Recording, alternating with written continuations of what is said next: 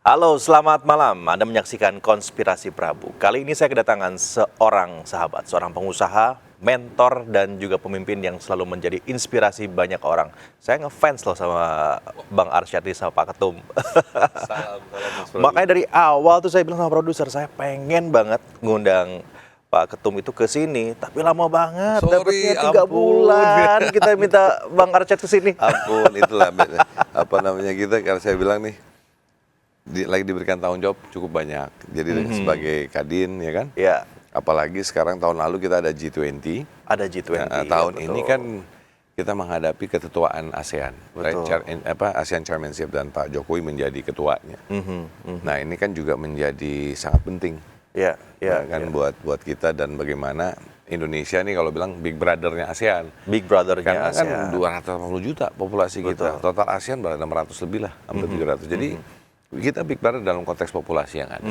Nah, jadi memang kayaknya banyak harapan banget, Ya, ya, Mas Prabu, bahwa bagaimana nih kita mensukseskan keketuaan ASEAN ini.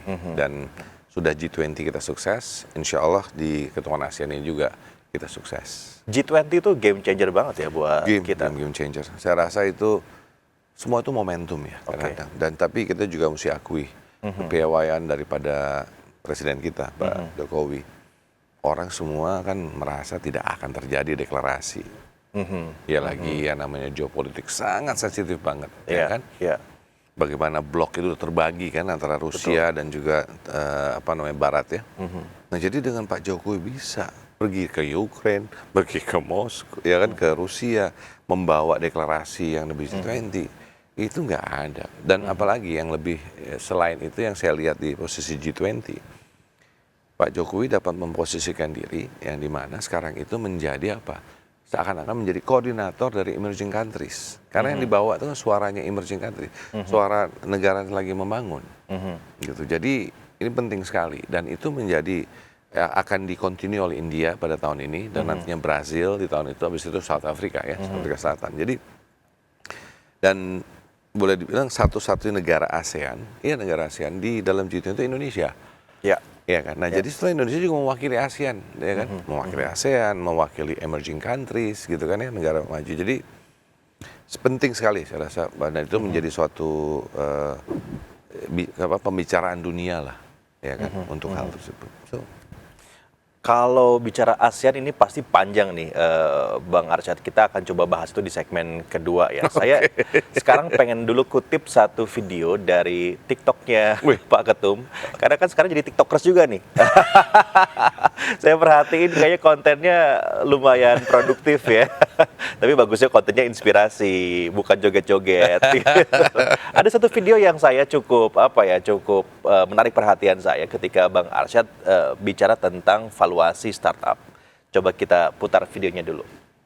kali when I look at startup tech ya, saya sendiri takut. Betul. I was like, wow, nggak ada profit. Tapi the valuation naik terus kan. Jadi sebetulnya apa yang terjadi pada hari ini adalah kembali back to basic dong. Betul. It's about profitability lagi dong. Profitabilitas. Fundamentals dong. Betul. Jadi saya makanya nanyanya sekarang, kita dividen kapan ya? Like that. Dividen apa tuh? Apa tuh? Sekarang bilang harus bayar dividen. Dividen adalah setelah net profit, retain earning yang bisa dibagi kepada para pemegang saham. Jadi saya ngajarin juga. Jadi back to basic Back to dong. basic. Oh, berarti waktu itu kita udah bubar. Kita merasa, waduh, ini apa ada yang salah di kita. Ada salah nih Kita juga, kayaknya. saya juga bingung ngomong sama Mas Arsyad, bilang, ini kita yang salah bisnis atau apa ya? Betul. Kok batu bara valuasi kita kayak gini, ini valuasi kayak gini. Kayak begini. Benar. Iya. Benar. Jadi makanya sekarang back to basic. Back to basic. Dan bagusnya Pak, humility is now coming into the sector.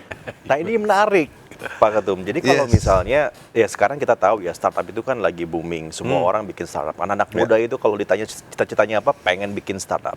Di sisi yang lain, fenomena PHK di startup juga begitu tinggi. Dan ternyata Bang Arsyad juga membahasnya kan di kontennya Bang Arsyad bahwa ini kayaknya ada sesuatu yang salah deh dengan bagaimana startup ini dikelola gitu ya.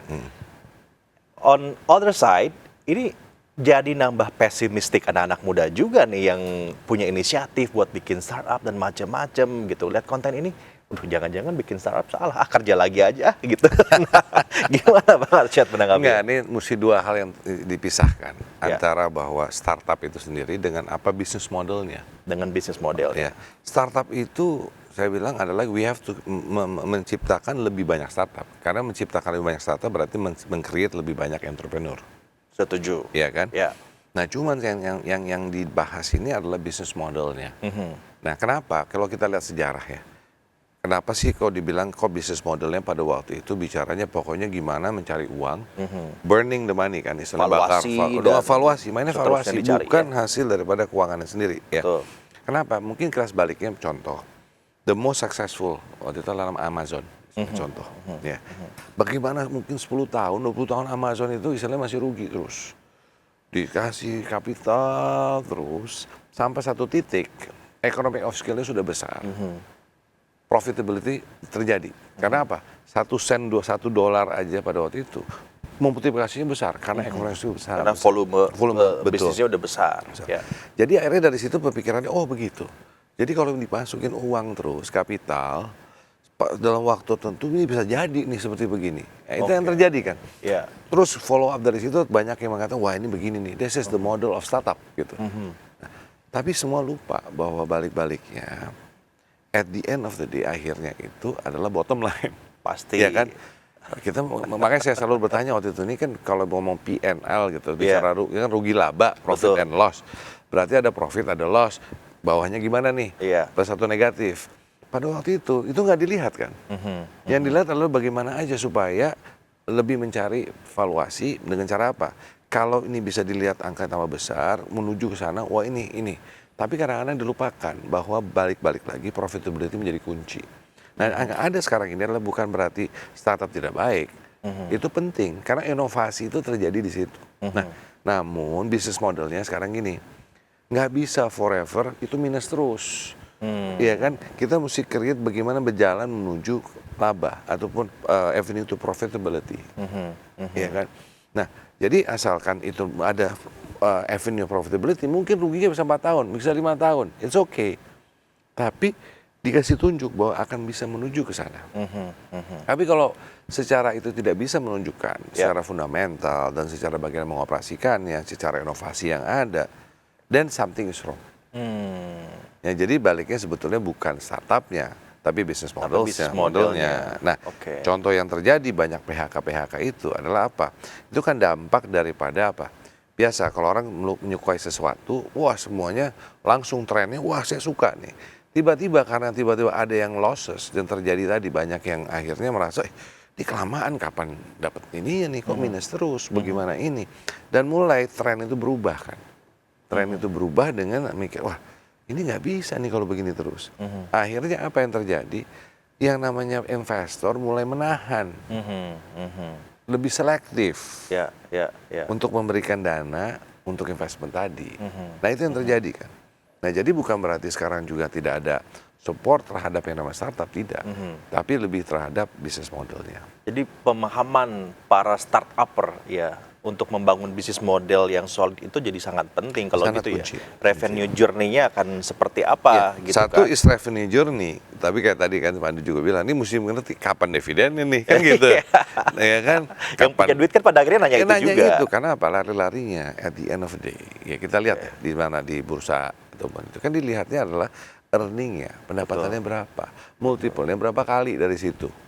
Gitu kan. Nah, jadi bukan startupnya yang salah, tetapi bagaimana bisnis model harus menjadi kunci important ke depannya dengan tadi profitability. Dari Kadin sendiri ada upaya apa untuk bisa engage pada para anak-anak muda atau juga mereka yang akan bangun startup ya agar bisa memahami nih membangun bisnis model ini, karena kan Bang Arsyad kan pengusaha gitu ya yang udah paham lah di luar kepala tentang bagaimana P&L, bangun bisnis model yang solid dan macam-macam. Ini ada anak muda juga yang punya potensi, ini matchingnya gimana nih di Kadin? Nah, begini, ini pertama bicara Kadin dulu nih kan. Kadin ini nih lahir atas undang-undang nomor 1 1987. Nah, itu kan kamar dagang, jadi kamar nih kita. Banyak kamarnya. Kamarnya apa aja? Asosiasi dari semua sektor ada di situ. Ya, Jadi memang yang kita urus boleh dikatakan hampir semua sektor lini gitu kan, termasuk daerah, karena itu ada kadin-kadin daerah di provinsi dan juga kabupaten kota. Ya. Dan dengan demikian, apa yang ada di situ ada asosiasi-asosiasi. Misalnya contoh ada asosiasi fintech di situ. Kalau bicara nih konteks startup ya. Iya, iya. Nah, terus ada asosiasi yang lain. Nah, di Kadin juga kita create 2 badan. Ya, satu badan yang namanya Badan Ekonomi Digital, satu lagi Badan Keuangan Digital. Jadi satu fintech, satu digital itu ya. Yang kebetulan yang leading fintech itu Mas Pandu. Mas Pandu. Sarir, karena dia juga adalah ketua asosiasi Aftek. Yang sebelah sini adalah siapa namanya Andre di rootnya Goto, CEO-nya Goto, karena dia leading kan sebagai inspirasi daripada orang-orang. Nah, harapannya ini adalah melakukan sharing, karena at the end of the day itu sebab sharing. Nah, di sisi inilah through asosiasi ini Kadin ya bersama-sama dengan ini dan juga badan tadi coba membicarakan kepada teman-teman startup bahwa guys, kita harus merubah bisnis modelnya. Makanya tadi yang bicara di TikTok ini kan juga adalah upaya. Pandu sebagai chairnya Aftek, gitu. Saya sebagai ketum Kadin, istilahnya. Tapi kan kita pengen jangan boring gitu loh. Ya kan? Jadi lebih baik saya sharing. Karena paling penting itu sharing. Jadi dengan ini harapannya itu bisa diterima dan dilihat oleh semua dan dipelajari gitu bahwa paling masuk tuh kan kalau ngobrolan gini. Sebetulnya dari situ kan wah ini begitu ya, kan gitu. Jadi sekali lagi saya sebenarnya say programnya sih banyak. Kalau bicara Kadin misalnya contoh kita memang lebih emphasize kepada bagaimana melihat digitalisasi untuk UMKM. Untuk UMKM ya. Jadi contoh ya kita bikin wiki wirausaha. Programnya contoh. Ini apa? Itu bagaimana melakukan suatu platform yang mengconnect UMKM ya, di Indonesia antara provinsi, antara kabupaten kota. Tapi juga adanya namanya kita masukkan namanya inclusive closed loop model. Apa sih gitu kan? Pendampingan UMKM melekat. Gitu kan? Apa nih? Perusahaan besar atau medium juga menjadi mentoring terhadap yang kecil. Jadi bukan hanya meng-create demand, saya butuh sesuatu tapi saya juga mentoring gitu kan. Dikombinasikan. Itu yang namanya platform Wiki Wirausaha yang kita bawa ke level apa namanya? Juga di G20 pada waktu itu Jepang buat ini sebagai contoh ya misalnya menarik menurut saya dan ini bagus misalnya perusahaan di Jepang mebel ya kan perusahaan mebel di Jepang demografi Jepang kan sudah tua-tua ya kan jadi susah dia memproduksi dan segala macam di sana terlalu mahal kalaupun ada akhirnya dia bilang oke, kita cari small companies atau medium companies di Indonesia. Tadi terkonek kan, pakai bahasa Jepang ini Indonesia. Habis itu mereka bilang, oke, saya butuh furniture modelnya kayak gini. Jepang kan sangat precise quality-nya. Nah, mereka bisa mentoring. Selain mentoring, dibeli itu barang. Jadi mentoring dan juga kemudian dibeli juga. Nah, itu yang kita coba lakukan. Model itu yang lagi dibangun. Dan itu yang kita bawa juga ke level ASEAN. Ya, yang dimana level ini pun aplikasinya bukan hanya untuk itu, tetapi in all aspect bisnis. Kalau di dalam industri, misalnya contoh, ada perusahaan otomotif sekarang mengajak gimana UMKM untuk bikin komponennya, ya kan? Kalau di agriculture misalnya lah, ada yang bikin, misalnya ada yang perlu kentang, mau beli kentang, oke, dari awal bibitnya, cara menanamnya, bagaimana untuk mupuknya, semua proses itu sampai di offtake. Itu juga oleh perusahaan Jadi besar. ekosistemnya tuh komprehensif gitu ya, Bang. Bang, berikutnya juga yang kemudian menjadi pertanyaan ya bagi banyak orang dan juga mungkin challenge buat Indonesia dan juga negara ASEAN adalah tentang gembar-gembor resesi. Ya 2023 ini kan sempat diutarakan oleh salah seorang menteri di kabinet, lalu kemudian direvisi lagi.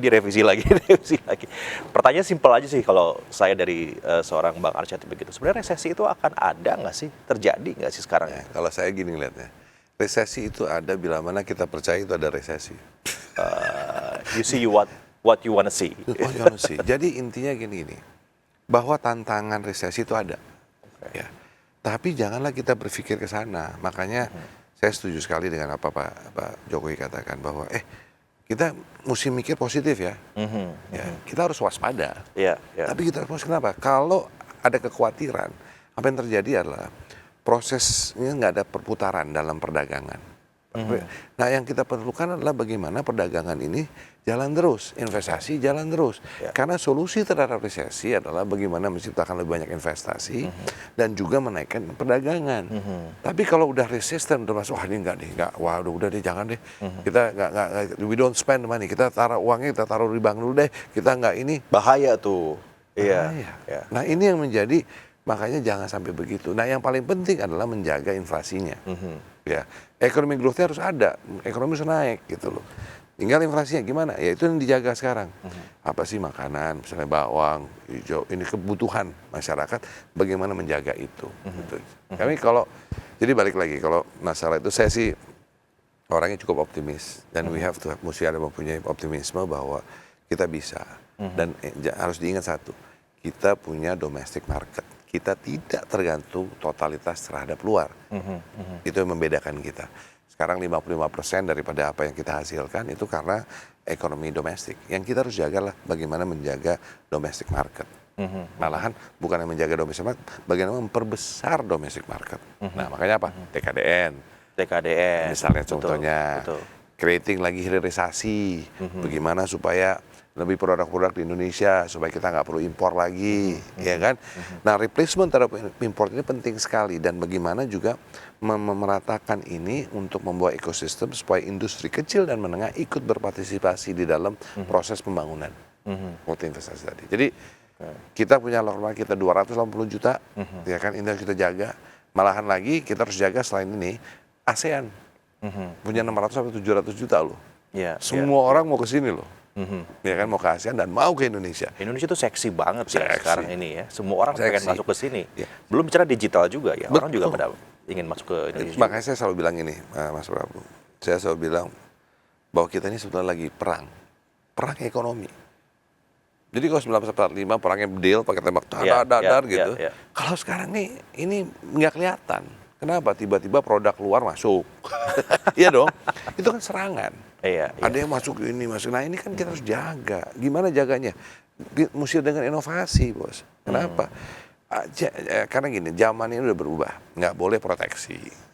Tapi realitas yang ada terjadi adalah sebetulnya setiap negara juga menjaga. Iya dong. Dengan caranya yang inovatif. Nah kita juga mesti begitu dong. Bukannya harus ada juga dong undang-undang keberpihakan lah dari pemerintah untuk memastikan yang lokal ini juga punya ruang gitu. Betul. Dan yang sudah dilakukan sekarang oleh pemerintah, misalnya contoh menjaga misalnya, jangan sampai yang retail itu kalau misalnya investasi di bawah 10 M itu bisa semua masuk, nggak bisa dong. Itu mesti untuk Indonesia misalnya, ya kan? Itu kan bagian daripada menjaga daripada itu. Jadi dan dan karena kita perang ekonomi, memang kita harus melihat jeli banget, ya kan? Kayak contoh itu bilang, wah ini e-commerce banyak tuh produk dari negara tertentu tuh masuk gitu kan? Pertanyaan cross border lah dan macam-macam gitu. Tapi pertanyaan gini, oke. Kalau berarti kita mesti siapkan peluru kita apa? Kita bikin tambah banyak UMKM, tambah banyak produk UMKM, dimasukin dalam e-commerce, akhirnya kebanyakan produk kita dibanding produk dari negara tersebut. Itu kan ada way of, tadi saya bilang perang ekonominya nih, kita jagain itu. Gitu. Itu yang kita lakukan, jadi kita menciptakan, undang-undang cipta kerja. Dibilang, wah ini pro usaha gitu katanya kan. Tak dulu gitu kan. Kenapa? Undang-undang cipta kerja itu sebetulnya adalah untuk apa? Pertama, untuk membuat bahwa memang banyak pengusaha. Kenapa perlu banyak pengusaha? Pertanyaan mendasar. Karena pengusaha yang menciptakan lapangan pekerjaan. Ya, saya selalu mengatakan pengusaha bakso atau pedagang bakso aja menciptakan satu lapangan pekerjaan. Apalagi yang lain. Dan kita mesti lihat fondasi ekonomi kita. Bahwa 67% itu adalah UMKM. Betul. Dan 90% lebih lapangan pekerjaan datang dari UMKM. Tambah banyak pengusaha, itu yang namanya usaha kecil, mikro, menengah, tambah banyak lapangan pekerjaan tambah besar, ya, perputaran tambah besar, ini membuat fondasi ekonomi kita kuat. Ya kan? Nah, dengan menciptakan si usaha ini secara langsung kita menciptakan lapangan pekerjaan. Jadi undang cipta kerja itu kan menciptakan pengusaha untuk menciptakan lapangan pekerjaan yang akhirnya mengurangi kemiskinan. Gitu. Siap. Menarik, Bang Arsyad. Kita akan bahas lagi, apalagi tentang ASEAN nanti ya, bagaimana Indonesia begitu menarik perhatian negara ASEAN di jeda berikut. Tetap bersama kami di Konspirasi Prabu.